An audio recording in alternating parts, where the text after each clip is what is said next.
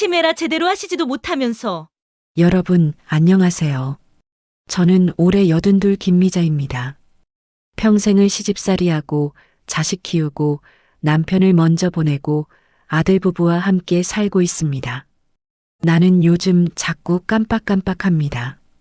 안경을 머리 위에 올려놓고 안 보인다 하고 가스불을 껐는지 2번씩 확인하고 시장에 가면 메모지를 두고 와서 2번을 왔다 갔다 합니다.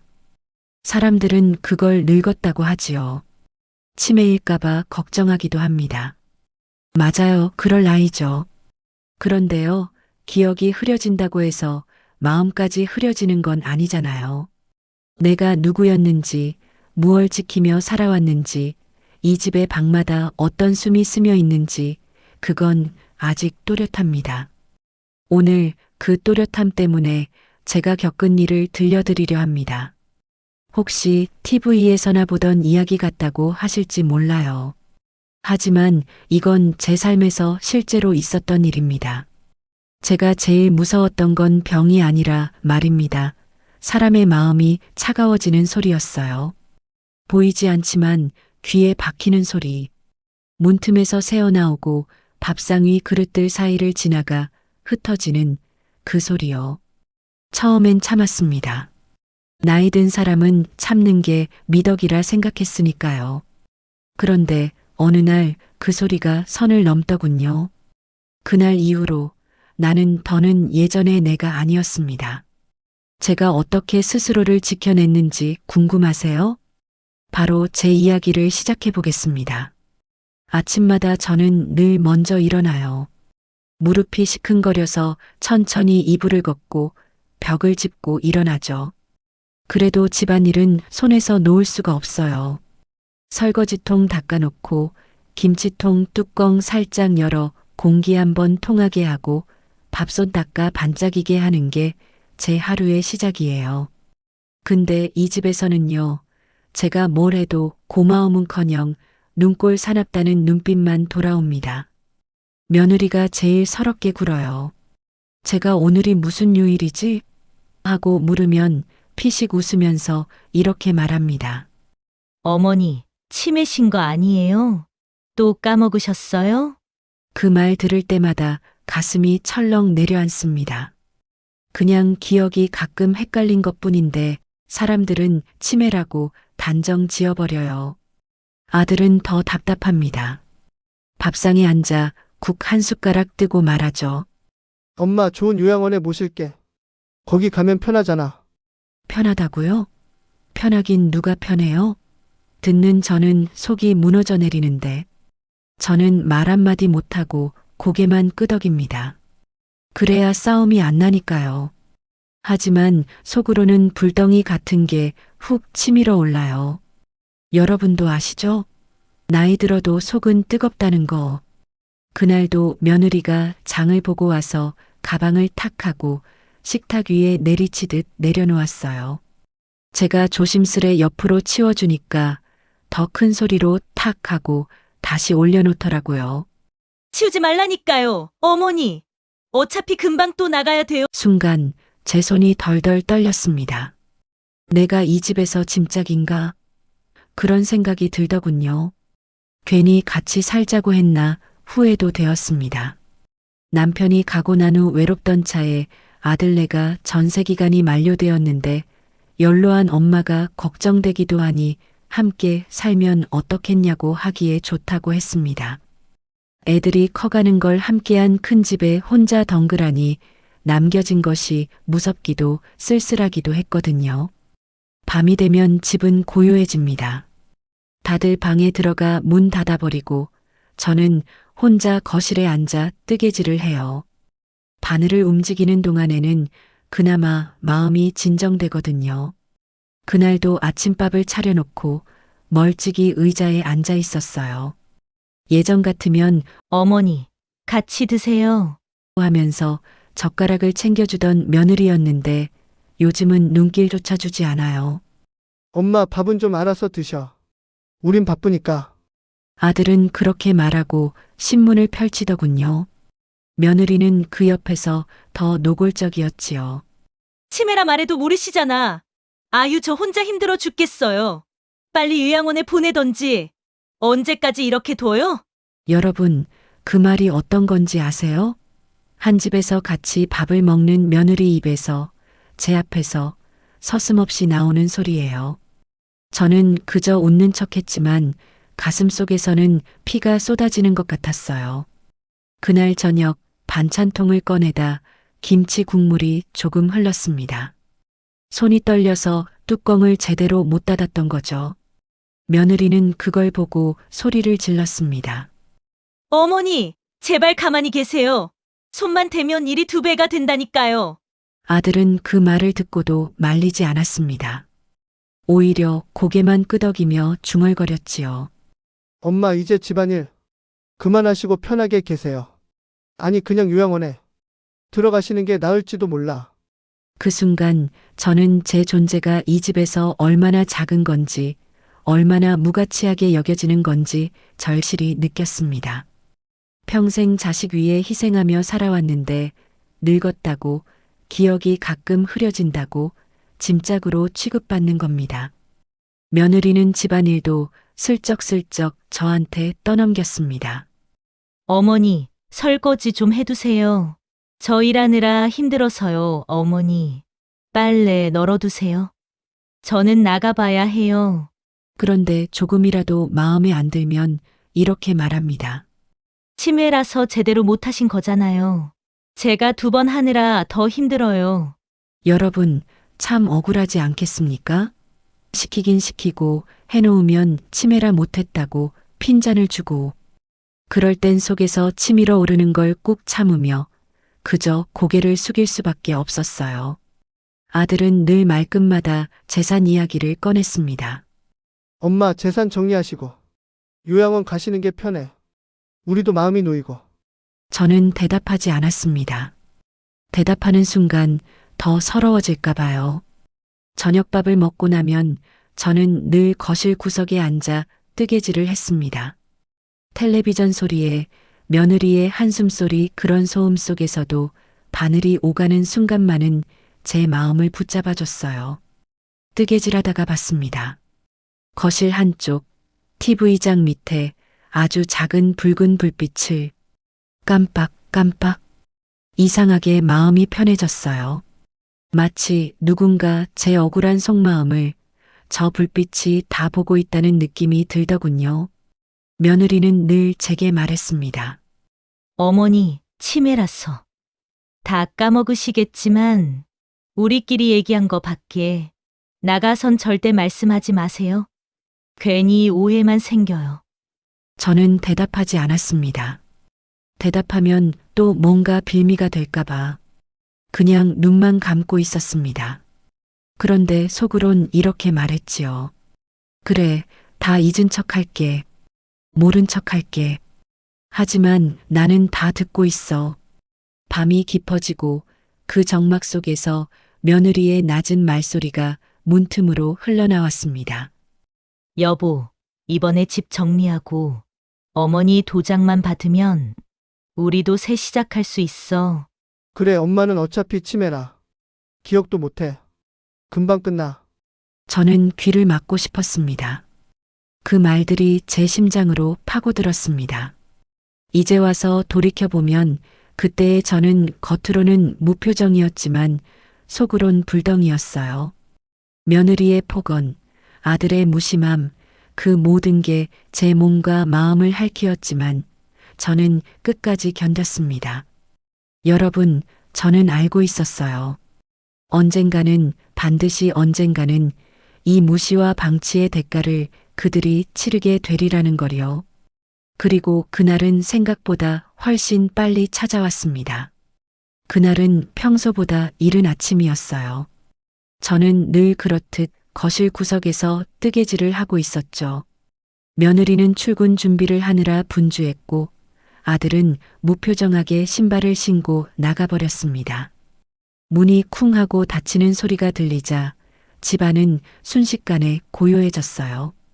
잠시 후 둘째 딸이 문을 열고 들어왔습니다. 엄마 나왔어요. 그 목소리만 들어도 눈물이 핑 도는 게 세상에서 제 편이 아직 남아있다는 안도감 때문이었을까요? 아이고, 우리 딸 왔구나. 밥은 먹었냐? 네, 먹었어요. 딸은 오랜만에 와서 집 구석구석을 살폈습니다. 서랍도 열고 책장도 정리하고 이불도 탁탁 털었죠. 엄마, 집이 너무 답답해요. 제가 좀 치워드릴게요. 딸은 웃으며 청소기를 돌리고 서랍을 정리하기 시작했습니다. 그때였습니다. 탁자 아래쪽에서 작은 붉은 불빛이 깜빡이는 게 눈에 띄었죠. 이게 뭐지? 딸은 무심코 몸을 숙여 카메라 같은 장치를 꺼냈습니다. 작은 블랙박스 모양이었어요. 전원 버튼 옆엔 희미하게 WI-파이 표시가 깜빡이고 있었습니다. 엄마, 이거 뭐예요? 집에 이런 거 있었어요? 나는 그때 마침 부엌에서 설거지를 하고 있었습니다. 응? 뭐가? 여기 밑에 조그만 카메라 같은 게 있어요. 그거야 글쎄 예전에 내 오빠가 달았을 거야. 혹시 내가 넘어질까봐 그런다나 뭐라나. 나는 대수롭지 않게 대답했죠. 저는 일부러 모른 척했습니다. 심장이 두근거렸지만 무표정으로 뜨개질 바늘만 움직였어요. 딸은 호기심이 발동했는지 바로 노트북을 꺼내더군요. 장치를 손에 들고 조심스레 노트북에 연결했습니다. 기기 자동 백업 완료라는 문구가 화면에 떴습니다. 딸은 망설이다가 가장 최근 영상을 클릭했습니다. 처음엔 아무 소리도 없었어요. 그러다 들려온 익숙한 목소리. 곧 며느리의 목소리가 크게 들려왔습니다.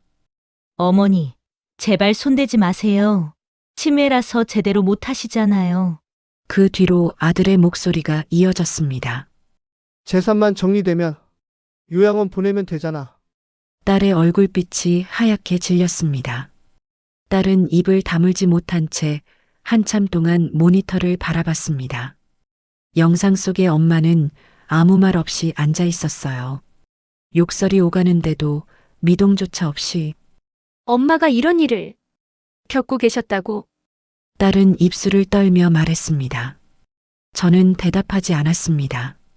그냥 무표정하게 바늘만 움직였습니다.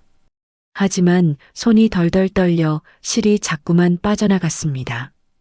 딸은 영상을 끝까지 돌려봤습니다. 화면 속에는 며느리의 폭언, 아들의 공모 장면이 그대로 담겨 있었어요. 심지어 밤의 문틈 사이로 들리던 낮은 대화까지 잡혀 있었죠. 여보, 이번에 집 정리하고 어머니 도장만 받으면 다 끝나. 그래, 엄마는 치매라. 기억도 못해, 걱정 마. 딸은 두 손으로 얼굴을 감싸주며 말했습니다. 엄마, 어떻게 이럴 수가 있어요? 친아들이 며느리가 엄마한테. 저는 고개를 숙이고 있었습니다. 눈물이 차올랐지만 울 수 없었어요. 울어버리면 제가 너무 약해 보일까봐. 그저 바늘을 꽉 쥐고만 있었죠. 딸은 다시 물었습니다. 엄마, 이게 뭐예요? 이거 누가 찍은 거예요?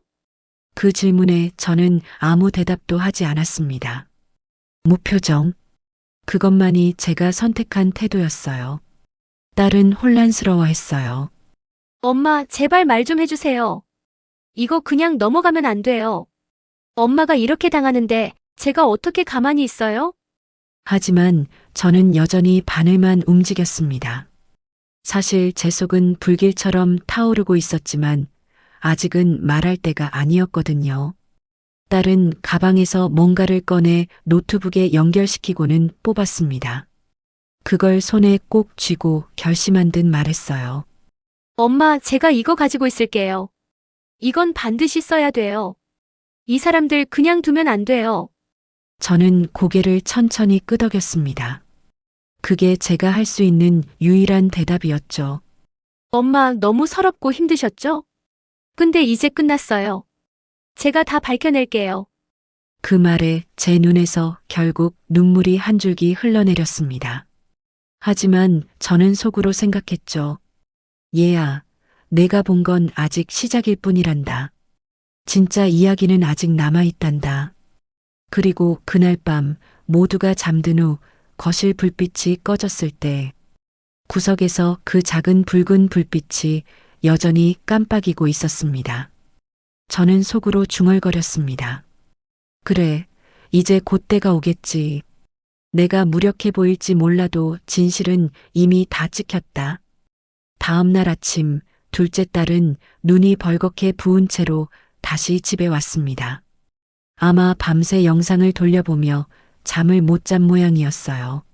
엄마, 저 이거 도저히 못 참겠어요. 어제 본 거. 아직도 머릿속에서 생각이 멈춰지지 않아요. 딸의 얼굴에 분노가 서렸습니다. 이게 가족이에요? 이게 사람이에요? 나는 아무 말도 하지 않았습니다. 그저 고개를 숙이고 차를 한 모금 마셨죠. 엄마, 대체 이게 뭐예요? 카메라는 누가 켠 거예요? 오빠가 단 거라면서요? 그 순간 저는 뜨개질 바늘을 멈췄습니다. 하지만 곧 아무렇지 않은 듯 다시 바늘을 움직였죠. 표정 하나 바꾸지 않고요. 엄마, 제발 대답 좀 해요. 솔직히 말씀해 주세요.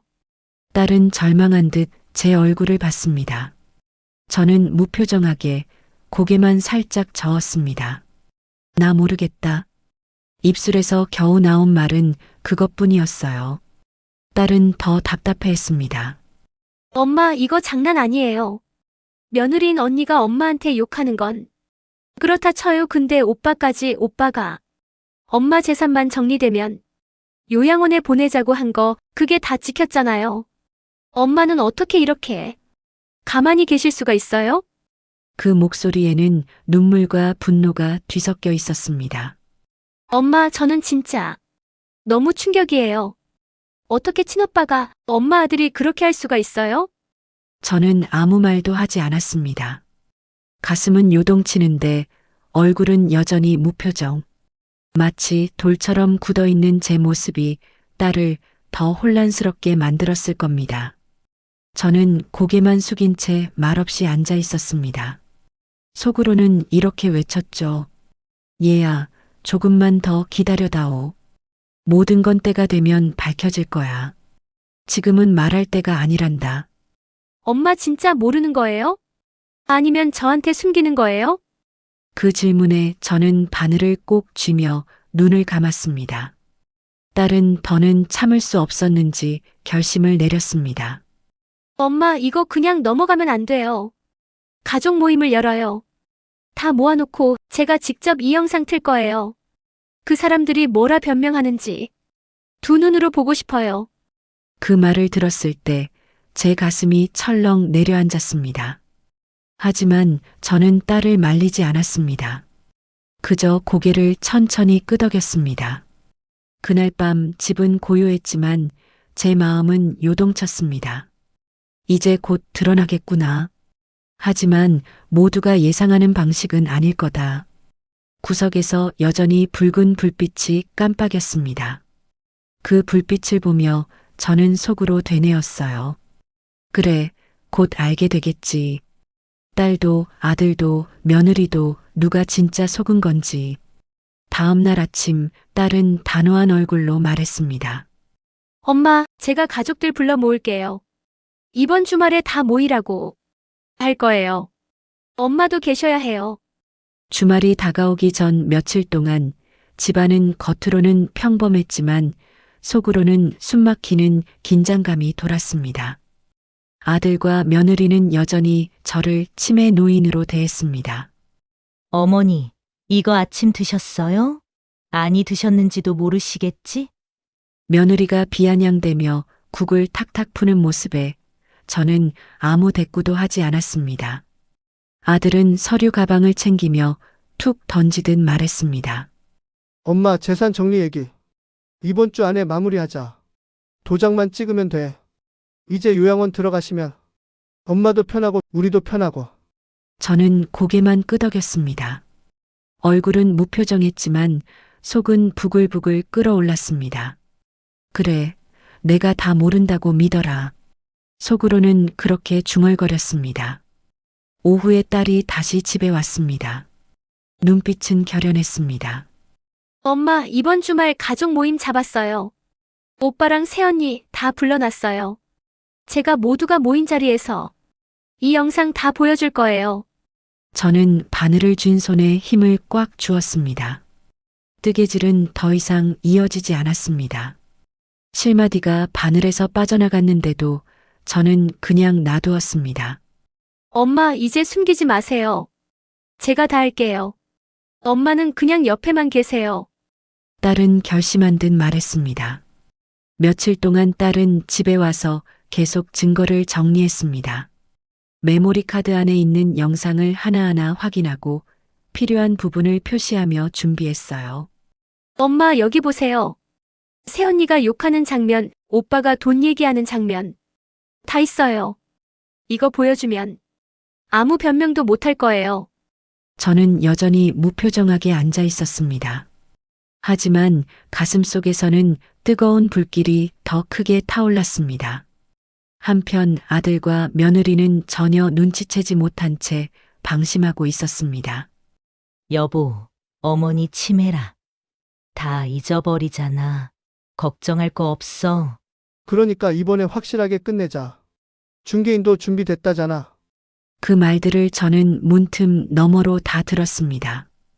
그 순간마다 붉은 불빛이 제게 윙크하는 것 같았어요. 걱정하지 마. 다 찍혔어. 그 불빛은 제 편이 되어주는 유일한 증인이었습니다. 드디어 모임 날이 다가왔습니다. 딸은 옷차림까지 단정히 챙기며 말했어요. 엄마, 오늘은 제가 꼭 엄마 편 들어드릴게요. 그동안 오빠, 새언니한테 당한 거 다 밝혀낼 거예요. 엄마는 아무 말 안 하셔도 돼요. 제가 다 할게요.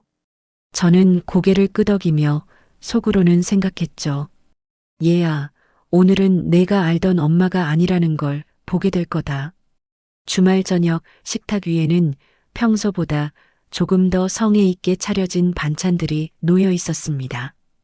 딸이 일부러 준비해온 김치전, 잡채까지 올려놓았죠.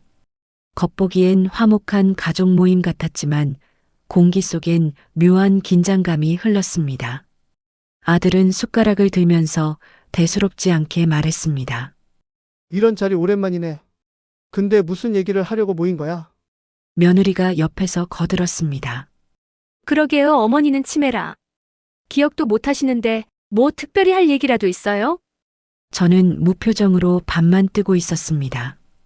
그때 딸이 조용히 노트북을 꺼내며 말했습니다. 오늘은 제가 꼭 보여드리고 싶은 게 있어요. 엄마가 당한 억울한 일이 잊혀진 것도 없어진 것도 아니란 걸 이제 다 아셔야 해요. 아들과 며느리는 어리둥절한 표정을 지었습니다. 뭐야? 갑자기 무슨 영상이야? 하지만 딸은 단호했습니다. 이제부터는 절대 못 속여요. 저는 가만히 식탁 끝에 앉아 있었습니다. 손이 떨렸습니다. 그래, 이제 무대에 막이 오르는구나. 하지만 너희가 상상한 장면은 아닐 거다. 진짜 폭로는 이제 시작이다. 딸은 노트북에서 영상 재생 버튼을 눌렀습니다. 처음에는 평범한 거실 화면이 나왔습니다. 하지만 곧 며느리의 날 선 목소리가 흘러나왔습니다. 어머니, 제발 좀 가만히 계세요. 치매라 제대로 하시지도 못하면서 며느리의 얼굴이 순식간에 굳었습니다. 숟가락을 내려놓으며 더듬거리듯 말했습니다. 저 건 제가 그냥 순간 화가 나서. 영상은 멈추지 않았습니다. 이어서 아들의 목소리가 울려 퍼졌습니다. 재산만 정리되면 요양원 보내면 되잖아. 엄마도 편하고 우리도 편하고. 이번엔 아들의 얼굴이 새하얘졌습니다. 그는 자리에서 벌떡 일어나더니 소리쳤습니다. 이건 오해야. 농담이었어. 진심이 아니야. 하지만 딸은 단호했습니다. 오빠, 이게 농담처럼 들려요? 엄마를 요양원에 보내고 재산을 정리하자고 한 게 농담이라고요? 식탁 위 공기가 얼어붙었습니다. 며느리는 입술을 깨물며 고개를 숙였고 아들은 얼굴에 땀이 송골송골 맺혔습니다. 그러나 충격은 거기서 끝나지 않았습니다. 영상은 계속 이어졌습니다. 네, 알겠습니다. 어머님 도장만 받으면 위임장 정리되는 거죠? 낯선 남자의 목소리가 들려왔습니다.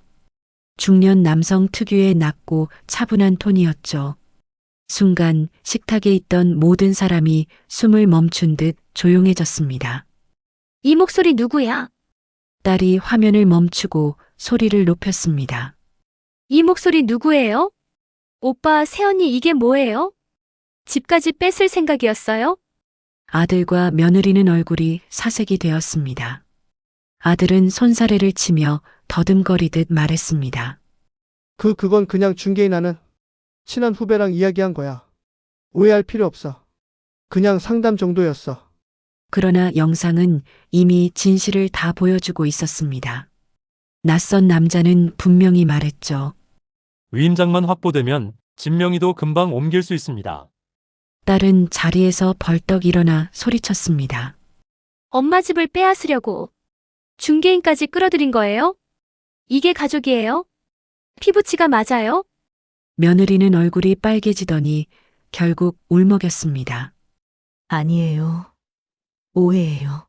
그냥 혹시 몰라서 알아본 것뿐이에요. 어머니가 치매라서 앞으로 대비하려고. 하지만 딸은 단호하게 잘라 말했습니다. 거짓말 마세요. 이건 분명히 엄마 재산을 빼앗으려는 계획이에요. 엄마한테 도장만 받으면 끝이라고 했잖아요. 아들은 더 이상 할 말이 없다는 듯 고개를 떨궜습니다. 식탁 위엔 숨소리만 가득했습니다. 저는 여전히 식탁 끝에 앉아 있었습니다. 밥 한 숟가락 뜨고 국 한 모금 마시고 아무 말도 하지 않았습니다. 딸은 답답한 듯 제게 고개를 돌렸습니다. 엄마 이제 다 드러났잖아요. 엄마 집을 뺏으려 했다는 거 다 증거로 남았어요. 이걸 그냥 두실 거예요? 저는 천천히 숟가락을 내려놓았습니다. 하지만 여전히 입을 열지 않았습니다. 그 침묵은 더 큰 무게가 되어 방안을 짓눌렀습니다. 아들과 며느리는 차마 제 눈을 똑바로 마주치지 못했습니다. 엄마, 저는 이거 그냥 안 둘 거예요. 변호사한테라도 가서 끝까지 해볼 거예요. 아들은 급히 손을 내저었습니다. 안 돼, 이건 가족 문제야. 딸은 비웃듯 말했습니다. 가족? 가족이면 이런 짓을 말았어야지. 엄마를 요양원에 집어넣고 집까지 팔아넘기려고 했으면서 무슨 가족 타령이야. 제 가슴속은 요동치고 있었습니다. 식탁 분위기는 최악으로 치달았습니다. 딸은 분노와 충격으로 손을 부들부들 떨고 있었고 아들과 며느리는 변명조차 제대로 못한 채 얼어붙어 있었습니다. 저는 천천히 숟가락을 내려놓고 식탁 위에 두 손을 얹었습니다. 모두의 시선이 제게로 향했습니다. 됐어. 처음으로 제 입에서 단단한 목소리가 흘러나왔습니다. 그만해라. 딸은 놀란 눈으로 저를 바라봤습니다. 엄마, 아들과 며느리는 동시에 고개를 들었습니다. 그들의 얼굴에는 당혹감이 가득했습니다. 제가 그렇게 또렷한 목소리로 말한 게 정말 오랜만이었거든요. 그 영상 말이야. 다 알고 있었다. 제가 한마디를 던지자 공기가 확 바뀌었습니다. 아들은 얼른 고개를 들며 말을 더듬었습니다. 뭐라고요, 엄마? 알고 있었다고요? 딸의 눈이 휘둥그레졌습니다. 그래, 그 영상 내가 찍은 게 맞다. 나는 고개를 들었다. 근데 웃긴 건 말이다. 그 카메라, 원래는 내 오빠가 단 거다. 모두가 고개를 들었다. 뭐라고요? 작년에 그러더라. 엄마 혼자 있을 때 혹시 넘어지면 위험하니까 CCTV 설치하자고. 근데 그 불빛이 늘 나를 보고 있더라. 그래서 생각했어. 그래, 이 눈앞에 다 보여주자. 내가 치매인지 너희가 괴물인지. 며느리의 얼굴이 사색이 됐다. 그럼 어머니, 그걸 켜신 거예요? 그래. 나한테 묻지도 않고 달아났으니 나도 묻지 않고 켰다. 그게 그렇게 큰 죄냐? 아들은 입을 벌린 채 아무 말도 하지 못했습니다. 며느리는 얼굴이 하얗게 질렸고요. 내가 치매인 줄 알았지? 제가 묻자 아들이 입술을 깨물었습니다. 아니요, 그게 아니라. 그래, 다 알아. 내가 친구들한테도 떠벌리고 다녔잖아. 우리 엄마 치매라 금방 요양원 보낼 거야 하고. 제 목소리는 떨리지 않았습니다. 대신 오래 참고 눌러왔던 서운함이 묵직하게 배어 있었습니다. 딸은 입을 막고 있었어요. 놀란 눈빛으로 저를 바라보며 눈물이 맺히기 시작했습니다. 엄마 그럼 지금까지 일부러 연기하신 거예요?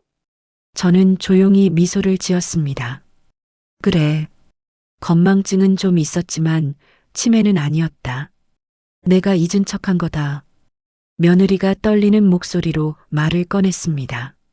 그럼 그동안 일부러 저희 말을 다 들으신 거예요? 다 알고 계셨어요? 응. 밥 먹을 때마다 내 얘기하는 거 다 들었다. 내가 정신이 없는 줄 알았겠지? 방에 들어가서도 문틈으로 다 들리더라. 어머니, 저희가 그게 아니라 그게 아니긴 뭐가 아니야. 제 목소리가 단호하게 잘랐습니다. 내가 뭘 얼마나 바랐다고 그래. 한마디 따뜻한 말, 엄마 힘드시죠? 그 말 한마디가 그렇게 어려웠니? 며느리는 입술을 떨며 눈물을 흘렸습니다. 하지만 그 눈물은 변명이었죠. 아들은 여전히 굳은 표정으로 앉아 있었습니다. 내가 연기한 이유를 말해줄까? 저는 손을 포개어 식탁 위에 올려놓았습니다. 너희가 날 사람으로 보지 않더구나. 말을 해도 무시하고 눈을 마주쳐도 비웃고. 그래서 생각했지. 그래, 나를 치매로 취급하고 싶다면 제대로 속여주마. 딸은 숨을 삼키며 물었습니다. 그래서 엄마가 카메라를 찍으신 거예요? 응. 그때부터 다 찍기 시작했지. 내 오빠가 전화로 중개인 부르고 며느리가 내 밥상머리에서 욕하던 거 다 남았어. 처음엔 내 기억이라도 지켜야겠다 싶어서 찍었는데 생각해보니 이건 증거가 되겠더구나. 아들은 고개를 숙인 채 얼굴을 가렸습니다. 엄마 죄송해요. 그땐 그땐 뭐? 제가 말을 끊었습니다. 내가 아무것도 모른다고 도장 하나 찍으면 다 자기 거가 될 수 있다고 생각했지? 그래, 내 말대로 기억은 흐려질 수 있다. 하지만 진실은 흐려지지 않아. 딸은 눈물을 닦으며 제 손을 잡았습니다. 엄마 이제 말씀하셔서 다행이에요. 왜 이제야 이렇게 고생만 하셨어요? 저는 딸의 손을 꼭 쥐었습니다. 얘야, 세상은 말로 싸우는 게 아니라 증거로 싸워야 한다. 내가 울고불고 해봐야 치매 걸린 노인 말 믿을 수 있겠냐 하겠지. 그래서 기다린 거야. 내 오빠가 스스로 무너질 때까지 다 기록으로 남겨놔야 했다. 누가 진짜 치매인지, 누가 제정신이었는지 세상이 보게 하려면. 그제야 딸은 울음을 터뜨렸습니다. 엄마 진짜 강하셔. 아들은 떨리는 손을 노트북 쪽으로 향했습니다. 지우려고요? 안 돼요. 오빠가 한 짓 다 남겨야 돼. 그리고 이미 복사도 해두었어. 딸이 손을 뻗어 막았습니다. 아들과 며느리는 동시에 얼굴이 굳었습니다. 그 순간 아들은 고개를 들며 울먹였습니다. 엄마 잘못했어요. 진짜 잘못했어요. 돈 때문이었어요. 그냥 순간 욕심이 나서. 저는 조용히 웃었습니다. 욕심이 나면 사람 마음이 흐려지지. 근데 말이다. 나는 비록 늙었지만 사람 보는 눈은 아직 밝다. 누가 날 속이는지도 다 보였어. 며느리는 울면서 손을 모았습니다. 어머니, 죄송해요. 진짜 죄송해요. 다시는 그런 말 안 할게요. 그래, 사과는 받아줄게. 하지만 용서는 천천히 하자. 그날 밤 식탁 위에는 찬밥과 식은 국이 남았습니다. 모두들 자리를 떠나고 저는 홀로 거실에 앉았습니다. 구석의 블랙박스 불빛이 여전히 깜빡이고 있었습니다.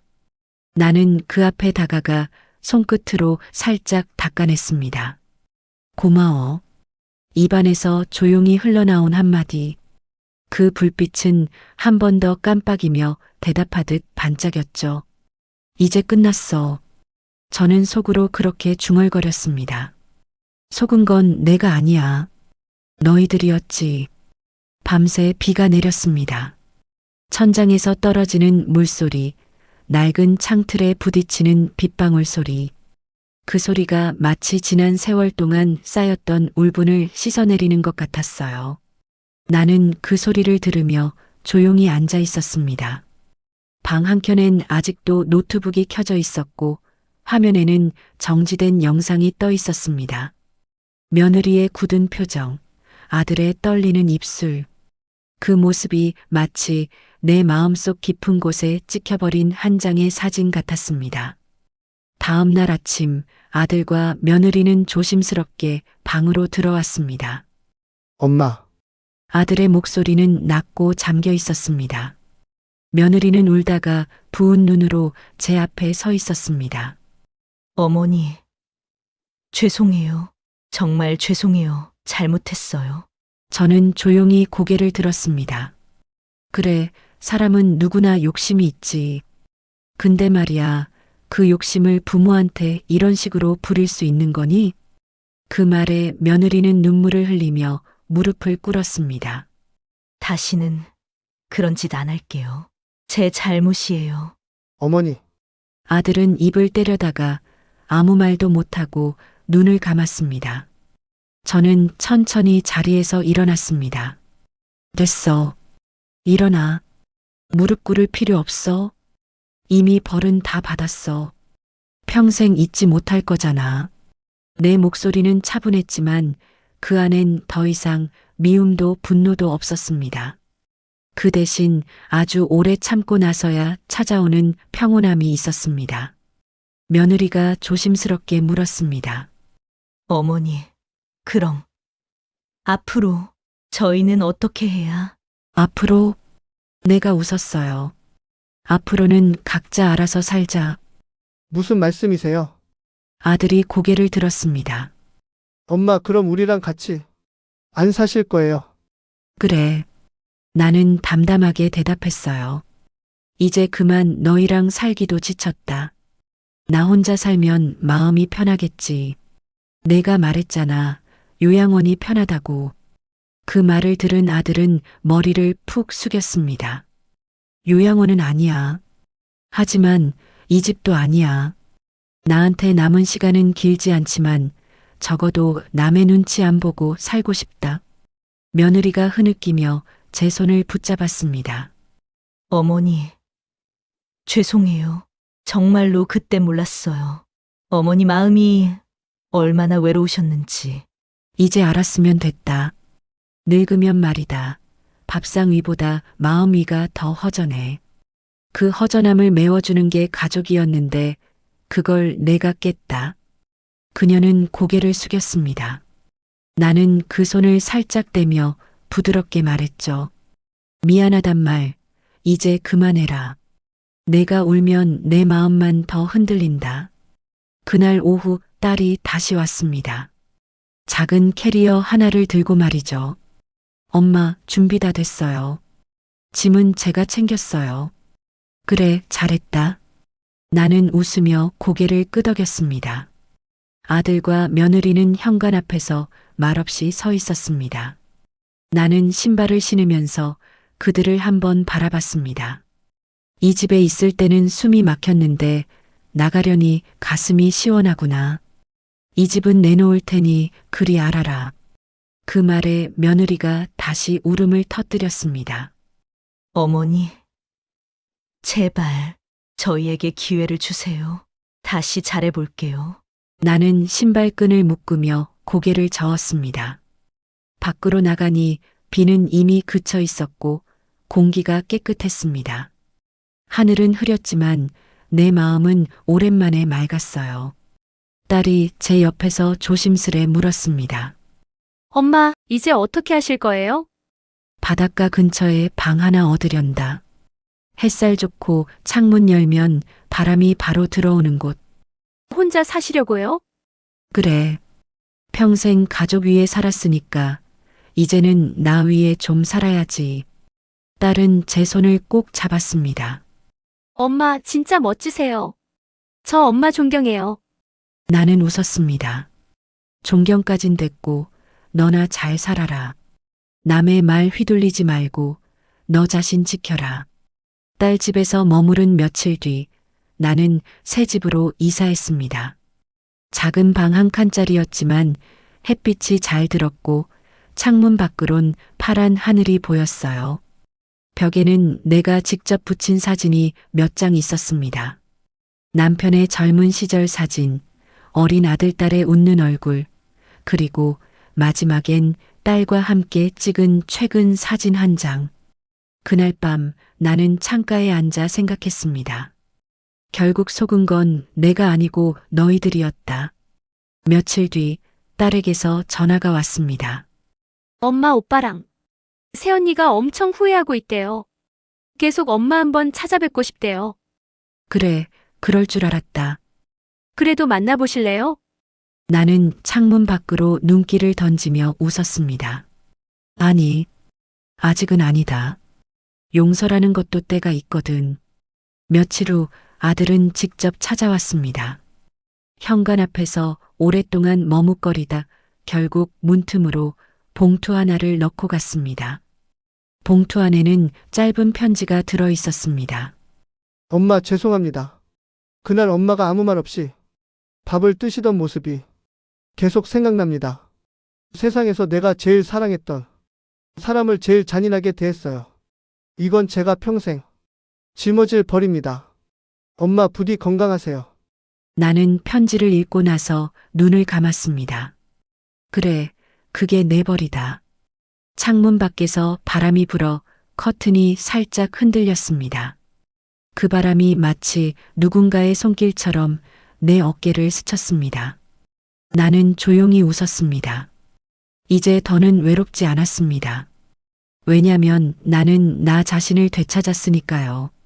그날 밤 작은 식탁에 차 한 잔을 올려놓고 스스로에게 마지막으로 한마디 했습니다. 기억은 흐릴지 몰라도 진실은 흐리지 않는다. 그리고 잔을 들어 천천히 마셨습니다. 따뜻한 차향이 코끝을 스치며 내 안에 마지막 응어리까지 녹여내는 것 같았어요. 나는 천천히 불을 끄고 창가에 앉아 새벽 하늘을 바라봤습니다. 하늘엔 별 하나가 반짝이고 있었죠. 그 불빛이 꼭 나를 닮아 보였습니다. 나는 무력한 노인이 아니었고 버려진 존재도 아니었다. 나는 끝까지 나답게 진실을 지켜냈다.